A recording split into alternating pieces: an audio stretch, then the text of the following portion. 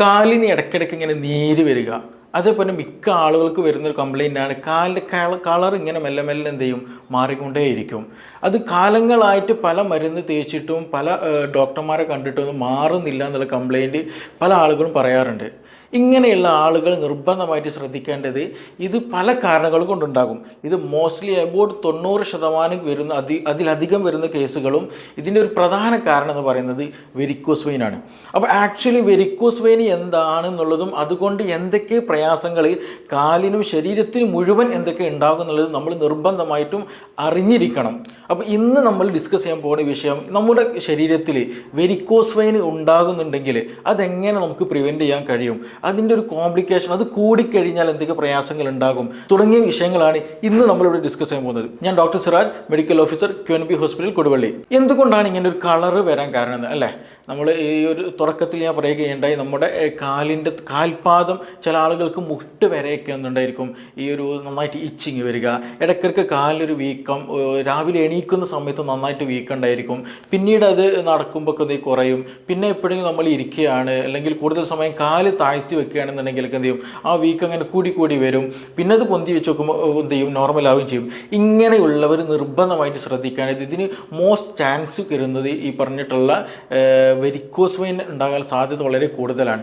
Especially അവർക്ക് varicose vein എന്ത് ചെയ്യും, എക്സ്റ്റേണൽ കാണുകയും ചെയ്യും. ചില ആളുകൾക്ക് വെരിക്കോസ് വെയിൻ ഉണ്ടായിരിക്കും, പക്ഷെ അങ്ങനെ നീരിൻ്റെതായിട്ടുള്ള പ്രശ്നങ്ങൾ ഉണ്ടാവില്ല, പക്ഷെ അവർക്ക് എന്ത് ചെയ്യും, നന്നായിട്ട് ഇച്ചിങ് ഉണ്ടായിരിക്കും, നന്നായിട്ട് ചൊറി വരും ഇടയ്ക്കിടയ്ക്ക് ഇങ്ങനെ കാലിങ്ങനെ തൂക്കിയിട്ട് കഴിഞ്ഞാൽ, പിന്നെ അതേപോലെ തന്നെ കൂടുതൽ നടന്നു കഴിഞ്ഞാലൊക്കെ ചില ആളുകൾക്ക് എന്ത് ചെയ്യും, ഇച്ചിങ് വരാറുണ്ട്. അതേപോലെ തന്നെ ഞാൻ തുടക്കത്തിൽ പറഞ്ഞ പോലെ ഈ ഒരു സ്കിന്നിൻ്റെ ഒരു കളർ ചേഞ്ചസ് കൂടി കാണാൻ കഴിയും.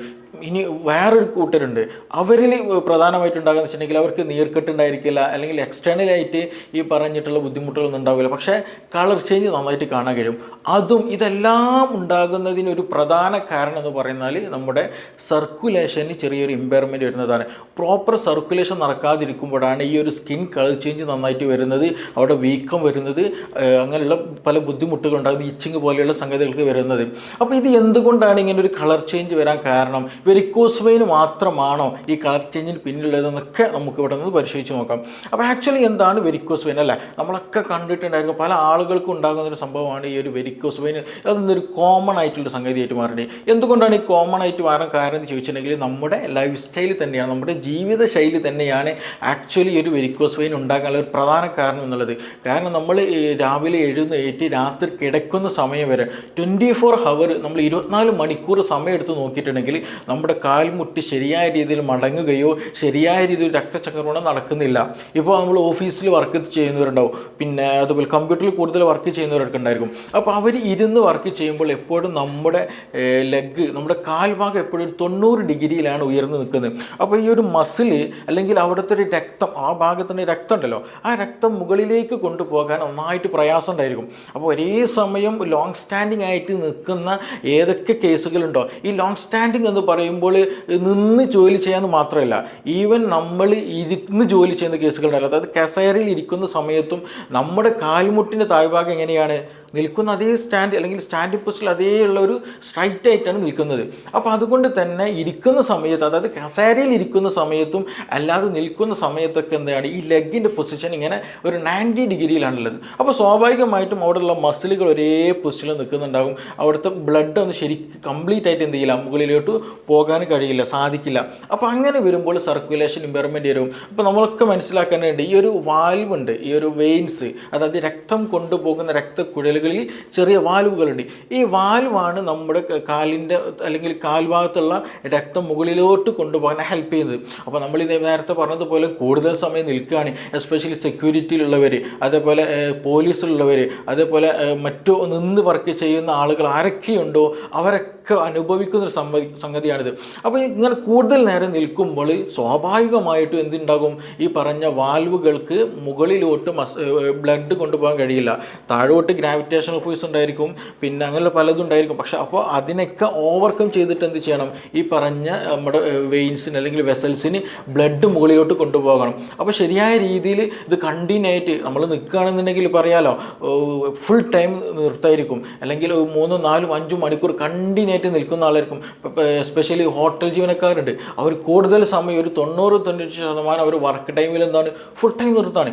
അപ്പോൾ അങ്ങനെയൊക്കെ വരുന്ന സമയത്ത് ഇത് ഏറ്റവും കൂടുതൽ ബാധിക്കൽ നമ്മുടെ കാഫ് മസിൽസിൽ, അവിടെയുള്ള സർക്കുലേഷൻ, അവിടെയുള്ള വെസലാണ്. അപ്പോൾ ചുരുക്കി പറഞ്ഞാൽ ഈ ബ്ലഡ് എന്ത് ചെയ്യില്ല, കാലിന് ചുവടെയുള്ള ഈ ബ്ലഡ് മുകളിലോട്ട് പോവില്ല. അങ്ങനെ വരുമ്പോൾ സ്വാഭാവികമായിട്ടും അതിൻ്റെ വാൽവ് വീക്കായിട്ട് വരും. അങ്ങനെ ഒരു വീക്ക്നെസ് വന്നു കഴിഞ്ഞാൽ അവിടെ എന്ത് ചെയ്യും, അവിടെ ഇങ്ങനെ മെല്ലെ മെല്ലെ അതിൻ്റെ സൈഡിലായിട്ട് ബ്ലഡ് ഇങ്ങനെ ലോഡ് ചെയ്ത് വന്നിട്ട് മെല്ലെ മെല്ലെ എന്ത് ചെയ്യും, അതിൻ്റെ ഇലാസ്റ്റിസിറ്റി കൂടും.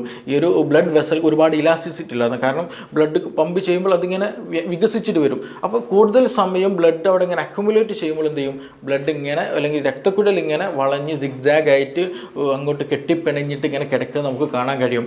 അതാണ് ആക്ച്വലി ഈ പറഞ്ഞിട്ടുള്ള വെരിക്കോസ് വെയിൻ എന്ന് പറഞ്ഞത്. ഇനി ചില ആളുകൾക്കുണ്ട്, അവരുടെ ശരിയായ രീതിയിൽ കെട്ടിപ്പിഴഞ്ഞതൊന്നും കാണില്ല, പക്ഷേ എന്തുണ്ടായിരിക്കും, ഒരു ബ്ലൂയിഷ് കളറായിട്ട് അല്ലെങ്കിൽ ഒരു എന്താ പറയുക റെഡിഷ് നാച്ചുറൽ കളറൊക്കെ ആയിട്ട് എന്ത് ചെയ്യും, രക്തക്കുഴൽ ഇങ്ങനെ തടിച്ചതായിട്ട് കാണാൻ കഴിയും. കൂടുതലായിട്ട് കെട്ടിപ്പിണരോ വീർത്ത് നിൽക്കുക അങ്ങനെ ഒന്നും ഉണ്ടായിരിക്കില്ല, പക്ഷേ ഇങ്ങനെയുള്ള ഒരു സ്ട്രക്ചർ കാണാൻ കഴിയും. കൂടുതലും കാണുക ഒരു 40 വയസ്സ് കഴിഞ്ഞ ആളുകൾക്ക്, എസ്പെഷ്യലി സ്ത്രീകൾക്ക് കോമൺ ആണ് ഈ ഒരു വിഷയം.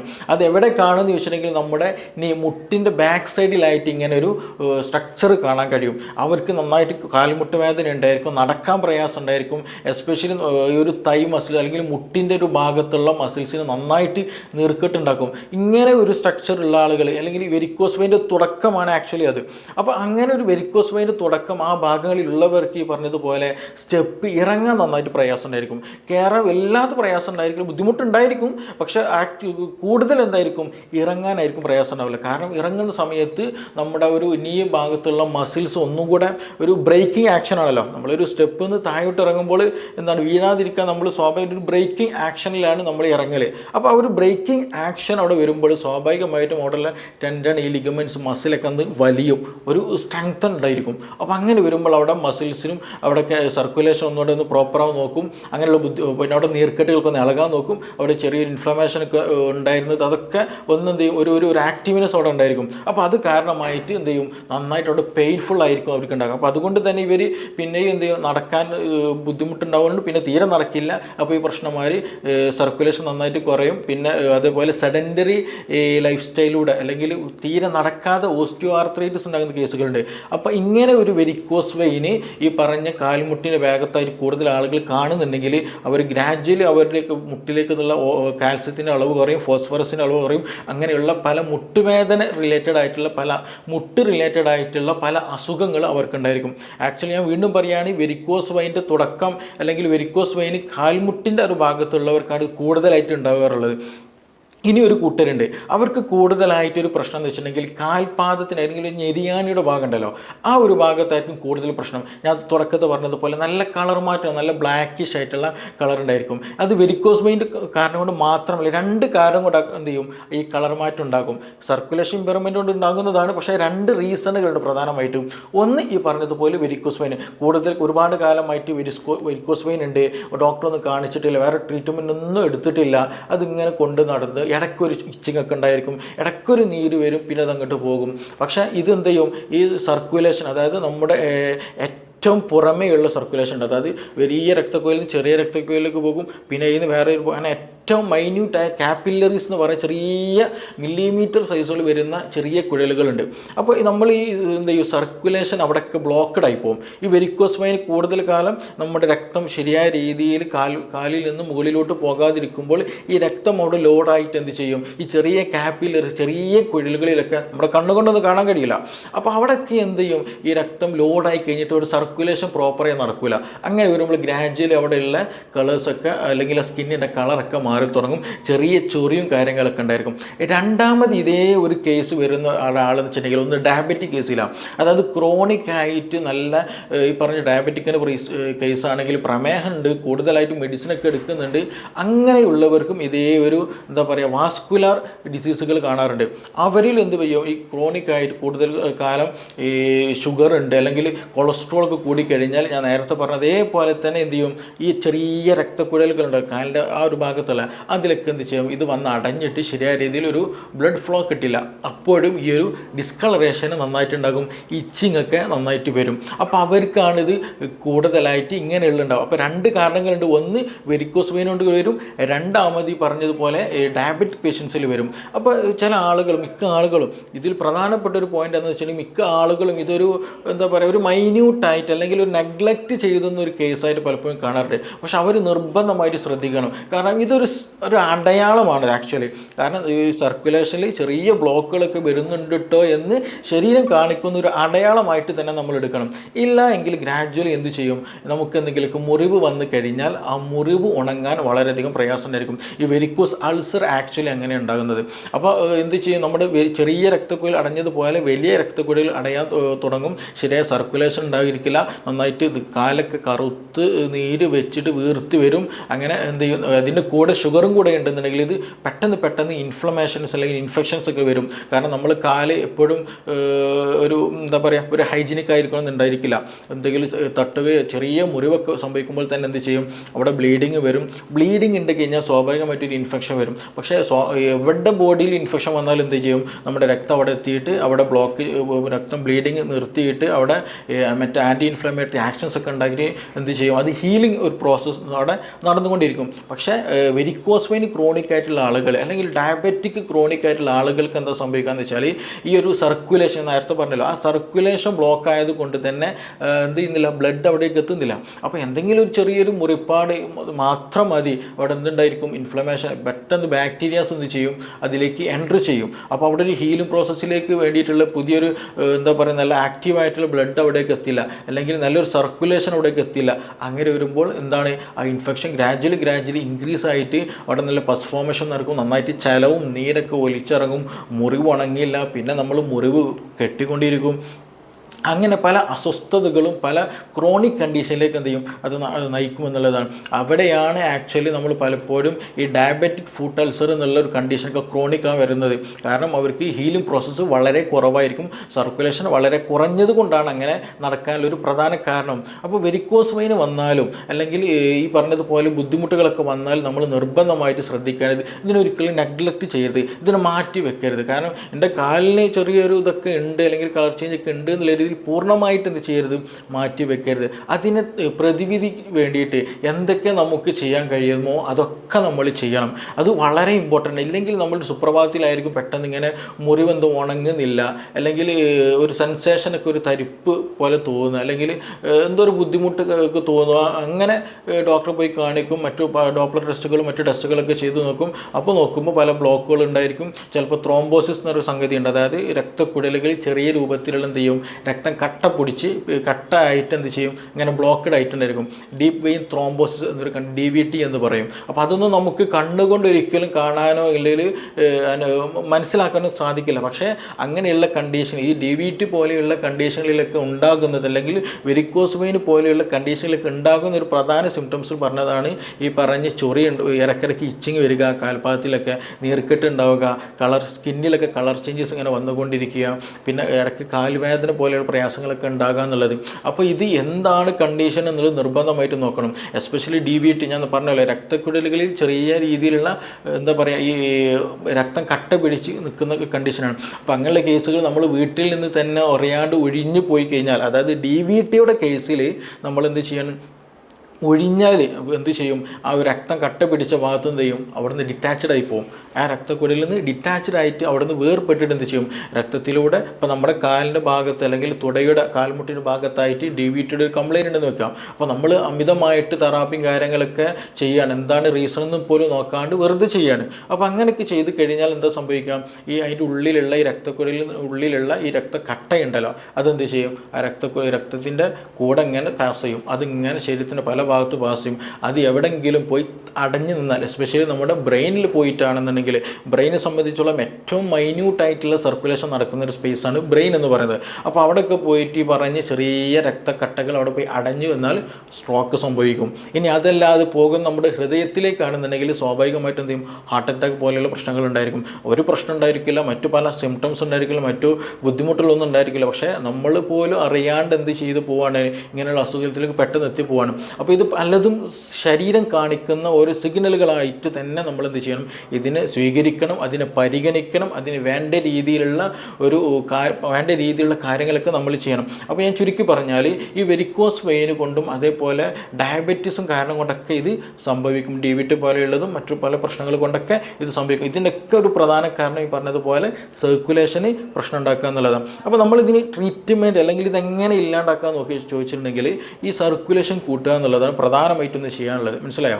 സർക്കുലേഷൻ നന്നായിട്ട് കൂട്ടണം. അതിന് വേണ്ടിയിട്ട് എന്ത് ചെയ്യുക, നമ്മൾ നന്നായിട്ട് എക്സസൈസ് ചെയ്യാൻ ശ്രദ്ധിക്കുക. എസ്പെഷ്യലി വാക്കിംഗ് വളരെ ഇമ്പോർട്ടൻ്റ് ആണ്. നമ്മൾ നടത്തം നന്നായിട്ട് കൂട്ടണം. പിന്നെ നടക്കുന്നതിനിടയിൽ തന്നെ അല്ലെങ്കിൽ അല്ലാത്ത സമയത്ത് ഇരിക്കുന്ന സമയത്തൊക്കെ എന്താ വെച്ചിട്ടുണ്ടെങ്കിൽ കാൽമുട്ട് പരമാവധി മടക്കിയിരിക്കുക. നമ്മൾ ചമ്രം പടഞ്ഞിരിക്കാന്ന് പണ്ട് കാലങ്ങളിൽ പറയാറുണ്ടല്ലോ. അപ്പോൾ എന്നതുപോലെ തന്നെ എന്ത് ചെയ്യണം, നല്ല രീതിയിൽ കാൽമുട്ട് കംപ്ലീറ്റ് മടക്കിയിരിക്കുന്ന ഒരു കുറച്ച് സമയം നമ്മുടെ ഈ ഓരോ ദിവസവും നമുക്ക് ഉണ്ടായിരിക്കണം. അത് നിർബന്ധമാണ്. എങ്കിൽ മാത്രമേ കാൽമുട്ട് നന്നായിട്ട് മടങ്ങുള്ളൂ, സർക്കുലേഷൻ നന്നായിട്ട് നടക്കുള്ളൂ, അവിടെ മസ്കുലാറും ടെൻഡനും ലിഗമെൻറ്റിൻ്റെ ഒക്കെ ആക്ഷനൊക്കെ കംപ്ലീറ്റ് ആവുകയുള്ളൂ. ഇല്ലാന്നുണ്ടെങ്കിൽ പറഞ്ഞ പോലെയുള്ള പല പ്രശ്നങ്ങൾ, പെയിൻഫുൾ ആയിട്ടുള്ള കണ്ടീഷനുകളൊക്കെ നമ്മൾ തേടി വരും. അപ്പോൾ അത് നിർബന്ധമായിട്ട് ശ്രദ്ധിക്കുക. പിന്നെ അതേപോലെ തന്നെ നമ്മൾ എക്സസൈസ്, കാഫ് മസിലിന് സപ്പോർട്ടീവായിട്ടുള്ള എക്സസൈസ് ചെയ്യുക. ഞാൻ നേരത്തെ പറഞ്ഞാൽ ഇത് നമ്മുടെ കാലിൻ്റെ ഒരു ഭാഗത്തുള്ള സർക്കുലേഷൻ അല്ലെങ്കിൽ ബ്ലഡ് മുകളിലോട്ട് പോകുന്നില്ല എന്നുള്ളതാണ് പ്രധാനമായിട്ടുള്ള കംപ്ലയിൻറ്റ് അല്ലെങ്കിൽ അതിൻ്റെ ഒരു പ്രധാന റീസൺ എന്ന് പറയുന്നത്. അപ്പോൾ നമ്മൾ കൂടുതലായിട്ട് എക്സസൈസ് ചെയ്യുമ്പോൾ അല്ലെങ്കിൽ കാഫ് മസിലിന് കൂടുതൽ എക്സസൈസ് ചെയ്യുമ്പോൾ എന്ത് ചെയ്യും, അവിടെയുള്ള രക്തം സ്ക്യൂസ് ചെയ്യും. അതിങ്ങനെ അമർത്തിയിട്ട് മുകളിലോട്ട് പാസ് ഔട്ട് ചെയ്യാൻ അത് ഹെൽപ്പ് ചെയ്തുകൊണ്ടേയിരിക്കും. അപ്പോൾ നമ്മൾ എക്സസൈസ് ചെയ്യുമ്പോൾ എന്ത് ചെയ്യുക, കാഫ് മസിലിനൊക്കെ നന്നായിട്ട് എക്സസൈസ് ചെയ്യാൻ ശ്രദ്ധിക്കുക. എസ്പെഷ്യലി നമ്മൾ കൂടുതൽ സമയം നിൽക്കുന്ന സെക്യൂരിറ്റിക്കാർ, ചായക്കടയിൽ നിൽക്കുന്നവർ, പിന്നെ ബസ് കണ്ടക്ടർമാർ, അങ്ങനെയുള്ള നിന്നിട്ട് ഏറ്റവും കൂടുതൽ ജോലി ചെയ്യുന്നവരാണ് പ്രധാനമായിട്ടും ഈ കാര്യങ്ങളൊക്കെ ശ്രദ്ധിക്കേണ്ടത്. അതേപോലെ തന്നെ നമ്മുടെ വീട്ടിലെ സ്ത്രീകൾ, അമ്മമാരൊക്കെ പ്രധാനമായിട്ട് ശ്രദ്ധിക്കേണ്ടത് കണ്ടിന്യൂയായിട്ട് ഒരിക്കലും എന്ത് ചെയ്യരുത്, നിന്ന് ജോലി ചെയ്യരുത്. അങ്ങനെ കണ്ടിന്യൂയായിട്ട് നിന്ന് ജോലി ചെയ്യുമ്പോഴാണ് ഈ ഒരു പ്രശ്നം വരുന്നത് കൊണ്ട് തന്നെ കണ്ടിന്യൂയായിട്ട് നിൽക്കേ ചെയ്യരുത്. ഇടയ്ക്ക് എന്ത് ചെയ്യണം, ഇപ്പോൾ നമ്മൾ രാവിലെ എഴുന്നേറ്റ് കഴിഞ്ഞിട്ടുണ്ടെങ്കിൽ പാത്രം കഴുകണം. ഫോർ എക്സാമ്പിൾ, പാത്രം കഴുകുകയാണെന്നുണ്ടെങ്കിൽ പക്ഷേ നിങ്ങൾ നിന്നിട്ടായിരിക്കാം. അത് കഴിഞ്ഞതിന് ശേഷം നിങ്ങൾ പച്ചക്കറി അരിയാണ് അല്ലെങ്കിൽ ഭക്ഷണം തയ്യാറാക്കുകയാണെന്നുണ്ടെങ്കിൽ നിങ്ങൾ നിലത്ത് ഇരുന്നിട്ട് തന്നെ എന്ത് ചെയ്യണം, അടുത്ത പണി ചെയ്യണം. മനസ്സിലായോ? അപ്പോൾ കണ്ടിന്യൂ ആയിട്ട് ഒരിക്കലും നിൽക്കുന്ന ഒരു ടൈം ഉണ്ടാകരുത്. അങ്ങനെ നിന്ന് കഴിഞ്ഞാൽ ഈ പറഞ്ഞതുപോലെ നമ്മുടെ മസിലും ലിഗമെൻറ്റും ഈ പറഞ്ഞ സ്ട്രക്ചേഴ്സിനൊക്കെ പല ബുദ്ധിമുട്ടുകൾ, പല പ്രശ്നങ്ങളുണ്ടായിരിക്കും. എൻ്റെ അടുത്ത് വന്നൊരു പേഷ്യൻ്റ് വന്നിട്ടുണ്ടായിരുന്നു. അവർ പുറത്ത് ചായക്കടയാണ്. അപ്പോൾ രാവിലെ ചായ അടിക്കാൻ കഴിഞ്ഞാൽ രാവിലെ മീൻസ് ഏകദേശം ഒരു 3 മണി 4 മണിക്ക് എന്ത് ചെയ്യും, വർക്ക് തുടങ്ങുന്നുണ്ട്. അപ്പോൾ പിന്നെ ഫ്രീ ടൈം കിട്ടുന്നത് ഏകദേശം ഒരു 10, 11, 12 മണിയോട് അടുപ്പിച്ചിട്ടാണ് ഈ പറഞ്ഞവർക്ക് ഫ്രീ ടൈം കിട്ടുന്നത്. പിന്നെ അവർ അടുത്ത ഷിഫ്റ്റ് വരുന്ന വെച്ചാണ് ഒരു വൈകുന്നേരം 3 മണിയാകുമ്പോഴത്തേന് പിന്നെ എന്ത് ചെയ്യണം, അടുത്ത ഷിഫ്റ്റിൽ കയറണം. അപ്പോൾ ഇത്രയും പിന്നെ ഒരു ഏകദേശം രാത്രി ഒരു 2 മണിയുടെ നിയറസ്റ്റായിട്ട് എന്ത് ചെയ്യുന്നുണ്ട്, ആ ഒരു വർക്ക് പിന്നെയും വരുന്നുണ്ട്. അപ്പോൾ ഇത്രയും സമയം കണ്ടിന്യൂ നിന്നിട്ട് അവരുടെ മെയിൻ കംപ്ലയിൻറ്റ് എന്തായിരുന്നു, ഈ പറഞ്ഞ പോലെയുള്ള എന്താ ചെയ്യുക, സ്കിന്നിൻ്റെ കളർ നന്നായിട്ട് മാറിയിട്ടുണ്ട്. ഇടയ്ക്ക് നീരിൻ്റെ അത്ര പ്രശ്നമില്ല, ഇടയ്ക്ക് എന്ത് ചെയ്യുക, നീര് വരുന്നുണ്ട്, അത് പോകുന്നുണ്ട്. പിന്നെ ഈ പറഞ്ഞതുപോലെ നന്നായിട്ട് സിഗ്സാഗായിട്ട് തന്നെ നന്നായി തടിച്ച് വീർത്തിട്ട് തന്നെ നമുക്ക് വെരിക്കോസ് വെയിൻ കാണാൻ കഴിയുന്നത്. അപ്പോൾ അവർക്ക് സ്വാഭാവികമായിട്ട് എന്ത് ചെയ്യും, അതിനുള്ള പ്രോപ്പർ ട്രീറ്റ്മെൻറ്റ് തന്നെ കൊടുത്തപ്പോൾ അത് നല്ല രീതിയിൽ മാറുകയും ചെയ്തു. അതിന് പ്രോപ്പർ ട്രീറ്റ്മെൻറ്റ് നമുക്ക് ചെയ്യാൻ കഴിയുക എന്ന് വെച്ചിട്ടുണ്ടെങ്കിൽ, ഒന്ന് ഈ പറഞ്ഞ പോലെയുള്ള എന്ത് ചെയ്യണം, അതിൻ്റെ വാസ്കുലാരിറ്റി കുറച്ച് അല്ലെങ്കിൽ അത് എന്ത് ചെയ്യണം, ആ വീക്കം ഒന്ന് കുറക്കാൻ, ഈ പറഞ്ഞ പോലെ സിഗ്സാഗായി തടിച്ച് നിൽക്കുന്നുണ്ടല്ലോ വെസലുകൾ അല്ലെങ്കിൽ രക്തക്കുഴലുകൾ, അതിൻ്റെ വീക്കം കുറക്കാനുള്ള മരുന്നുകളുണ്ട്. അതേപോലെ തന്നെ സർക്കുലേഷൻ, ആ എക്സ്റ്റേണൽ സർക്കുലേഷൻ നന്നായിട്ട് കൂട്ടാൻ വേണ്ടിയിട്ടുള്ള ചില മെഡിസിൻസ് അപ്ലിക്കേഷൻ അപ്ലൈ ചെയ്താൽ തന്നെ എന്ത് ചെയ്യും, ഗ്രാജ്വലി എന്ത് ചെയ്യും, അതിന് പതിയെ മാറ്റങ്ങൾ നമുക്ക് കാണാൻ കഴിയും. ചിലർക്ക് നല്ല പെയിനൊക്കെ ഉണ്ടെങ്കിൽ അതൊക്കെ പെട്ടെന്ന് തന്നെ മാറുകയും ചെയ്യും. ഈ ഇതിന് പറ്റിയ ഷോക്സുകൾ അവൈലബിൾ ആണ്. ആ ഷോക്സുകളൊക്കെ ഇട്ട് കഴിഞ്ഞാൽ നല്ല കംപ്രഷൻ വരുമ്പോൾ ഇത് പെട്ടെന്ന് മാറുകയും ചെയ്യും. പിന്നെ അതേപോലത്തെ സ്ത്രീകൾക്ക്, യങ് ആയിട്ടുള്ള സ്ത്രീകൾ ശ്രദ്ധിക്കണം, അവർ വസ്ത്രം ധരിക്കുന്ന സമയത്ത് നന്നായിട്ട് ടൈറ്റ് ഉള്ള അല്ലെങ്കിൽ നന്നായി സ്കിന്നൊക്കെ നന്നായിട്ട് ടൈറ്റായി നിൽക്കുന്ന ഡ്രസ്സുകൾ പരമാവധി ഒഴിവാക്കണം. അങ്ങനെ ടൈറ്റ് ഡ്രസ്സുകൾ ധരിച്ചു കഴിഞ്ഞാൽ നേരത്തെ പറഞ്ഞതുപോലെ സർക്കുലേഷൻ പ്രയാസമായിരിക്കും, ഈ പോലെയുള്ള ബുദ്ധിമുട്ടുണ്ടായിരിക്കും. അതേപോലെ തന്നെയാണ് ഹൈ ഹീലുള്ള ചെരുപ്പുകൾ ഇട്ടാൽ, കൂടുതൽ ഹീലുള്ള ചെരുപ്പുകൾ കൂടുതൽ സമയം ഇടുന്ന ഒരു ശീലം നിങ്ങൾക്കുണ്ടെങ്കിൽ നിർബന്ധമായിട്ടും അത് നിർത്തണം. അത് നിങ്ങളുടെ ബാക്ക് പെയിൻ ഉണ്ടാക്കുന്ന കണ്ടീഷൻ, മറ്റു പല ബുദ്ധിമുട്ടും ബുദ്ധിമുട്ടുകൾ ഉണ്ടാക്കും, ഡിസ്ക് സംബന്ധമായ പ്രയാസങ്ങൾ ഉണ്ടാക്കും. എന്നതുപോലെ തന്നെയാണ് കാഫ് മസിൽസിനത് കംപ്ലയിൻ്റ് ഉണ്ടാക്കുന്നത്. വെരിക്കോസ് വെയിൻ പെട്ടെന്ന് വരാൻ അത് എളുപ്പമാക്കി തരും. അപ്പോൾ അതുകൊണ്ട് അങ്ങനെയുള്ള ലൈഫ് സ്റ്റൈലുകൾ ചുറ്റുപാടുകളൊക്കെ മാറിയിട്ട് നമുക്ക് എപ്പോഴും പ്രോപ്പറായിട്ടുള്ള ഒരു ഹെൽത്ത് നമ്മൾ കൊണ്ടുവരാൻ ശ്രദ്ധിക്കണം. പിന്നെ ഇതിന് കൂടെ തന്നെ നമ്മൾ ട്രീറ്റ്മെൻറ്റിൽ ശ്രദ്ധിക്കേണ്ട, അല്ലെങ്കിൽ നമ്മുടെ കൂടുതലായിട്ട് നീര് വരുന്നുണ്ടെങ്കിൽ, കൂടുതലായിട്ട് ഇച്ചിങ് ഉണ്ടെന്നുണ്ടെങ്കിൽ, ഈ സ്കിൻ ഡിസീസ് കളർ കൂടുതലായിട്ട് വരുന്നുണ്ടെങ്കിലൊക്കെ അവർ പ്രധാനമായിട്ട് ശ്രദ്ധിക്കേണ്ടത് ശോധന അല്ലെങ്കിൽ വയറ്റുന്ന ശരിയായ രീതിയിൽ അല്ലെങ്കിൽ ശരിയായ രീതിയിൽ ടോയ്ലറ്റിൽ പോകുന്നുണ്ടോ എന്നുള്ളത് നിർബന്ധമായിട്ട് ഉറപ്പുവരുത്തണം. ചില ആളുകൾക്ക് അങ്ങനെ ഉണ്ടാകാറുണ്ട്. ഈ ടോയ്ലറ്റിൽ പോക്ക് കുറഞ്ഞു വരുമ്പോൾ സ്വാഭാവികമായിട്ട് കാലിൽ നീര് വരും. ഈ പറഞ്ഞ പല ബുദ്ധിമുട്ടുകൾ കാലിൽ കൂടുന്നതായിട്ട് കാണാൻ കഴിയും. അതേസമയം ടോയ്ലറ്റിൽ പോക്ക് നന്നായിട്ട് ശോധന നമുക്ക് കൊടുത്തു കഴിഞ്ഞാൽ, അതിന് പ്രോപ്പർ മെഡിസിൻ നൽകി കഴിഞ്ഞാൽ, അതിനൊരു പ്രോപ്പർ ട്രീറ്റ്മെൻറ്റ് എടുത്തു കഴിഞ്ഞാൽ ശോധനയ്ക്ക് കിട്ടുന്ന സമയത്ത് സ്വാഭാവികമായിട്ടും ഈ പറഞ്ഞ ഈ ഒരു നീർക്കെട്ടും ചൊറിച്ചിലൊക്കെ നല്ല പോസിറ്റീവായിട്ട് മാറ്റം കാണാൻ കഴിയും. അപ്പോൾ അങ്ങനെ നിങ്ങൾക്ക് ഈ പറഞ്ഞ പോലെ ശോധനയ്ക്ക് എന്തെങ്കിലും പ്രയാസം ഉണ്ടെന്നുണ്ടെങ്കിൽ നിർബന്ധമായിട്ടും ശോധന അത് ക്ലിയർ ചെയ്യാൻ ശ്രദ്ധിക്കണം. ഇല്ല എങ്കിൽ കാലിൻ്റെ ഈ ഒരു അസ്വസ്ഥതകൾ വളരെയധികം കൂടുതലായിരിക്കും. അപ്പോൾ നമ്മളിത് ശ്രദ്ധിക്കേണ്ടത്, നമ്മളിന്ന് ഡിസ്കസ് ചെയ്തൊരു വിഷയം എന്താണെന്ന് വെച്ചിട്ടുണ്ടെങ്കിൽ, ഈ വെരിക്കോസ് വെയിൻ കാണിക്കുന്ന സിമ്പിൾ പല ആളുകളും ഇതൊരു നെഗ്ലക്റ്റ് ആയിട്ട് കാണിക്കാറാണുള്ളത്. ഒരു എക്സ്ട്രീം കണ്ടീഷനിൽ നല്ല പെയിൻഫുൾ കണ്ടീഷന് പോകുമ്പോൾ മാത്രം ഒരു കൺസൾട്ടേഷൻ അല്ലെങ്കിൽ ട്രീറ്റ്മെൻറ്റ് എന്നുള്ള രീതിയിലേക്ക് പോകാറുണ്ട്. പക്ഷേ അതൊരിക്കലും ചെയ്യരുത്.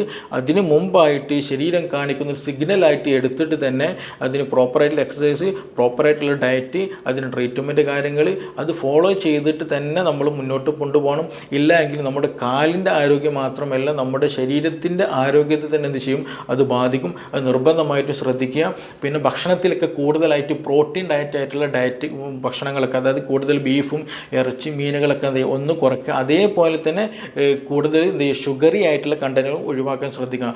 ആവശ്യത്തിന് മാത്രം അത് കഴിക്കാൻ കേട്ടുള്ളൂ. അതേസമയം നമ്മുടെ ഭക്ഷണത്തിൽ എന്ത് ചെയ്യുക, വെജിറ്റബിൾസുകളും ഫ്രൂട്ട്സുകൾ, കൂടുതൽ മധുരമില്ലാത്ത വെജിറ്റബിൾസ് ഫ്രൂട്ട്സുകളൊക്കെ, ഈ അത്തിപ്പഴം ഉണ്ടല്ലോ, ഈ അത്തിപ്പഴം ഒരു 3-5 രാത്രി എന്ത് ചെയ്യുക, നമ്മൾ കിടക്കുന്ന നേരത്ത് കഴുകിയിട്ട് വെള്ളത്തിലിട്ട് രാവിലെ എന്ത് ചെയ്യണം, അതെടുത്ത് വെറും വയറ്റിൽ തന്നെ കഴിച്ചത് ശീലമാക്കുന്നതൊക്കെ വളരെ നല്ലതാണ്.